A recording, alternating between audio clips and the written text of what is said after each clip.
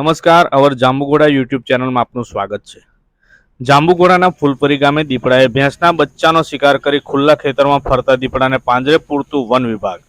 પ્રાપ્ત વિગતો મુજબ જાંબુઘોડા તાલુકાના ફૂલપરી ગામે રહેતા નરોત્તમભાઈ ગણપતભાઈ બારિયાના ઘર પાછળ બાંધેલા પશુઓમાં રાત્રિના સમયે આવી ચડેલા દીપડાએ ભેંસના બચ્ચાનો શિકાર કર્યો હતો। જ્યારે શિકાર કર્યા બાદ વહેલી સવારે પણ દીપડો શિકાર કરેલી જગ્યાની નજીક આવેલા ખેતરોમાં ખુલ્લેઆમ ફરતો હોય આજુબાજુના રહીશો તેમજ ગ્રામજનોમાં ફફડાટ ફેલાવા પામ્યો હતો।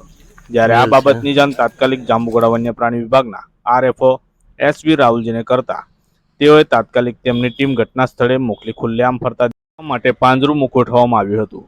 આ ખુલ્લેઆમ ફરતા દીપડાને પકડવા માટે ગોઠવાયેલા પાંજરામાં દીપડાએ રાત્રિના સમયે કરેલા મારણને મૂકવામાં આવ્યું હતું। જ્યારે ખુલ્લા ખેતરોમાં ફરેલા દીપડાને વન્ય પ્રાણી વિભાગ દ્વારા ગોઠવવામાં આવેલા પિંજરામાં ગણતરીના કલાકોમાં દીપડો પુરાઈ જતા ગ્રામજનોએ હાશકારો અનુભવ્યો હતો।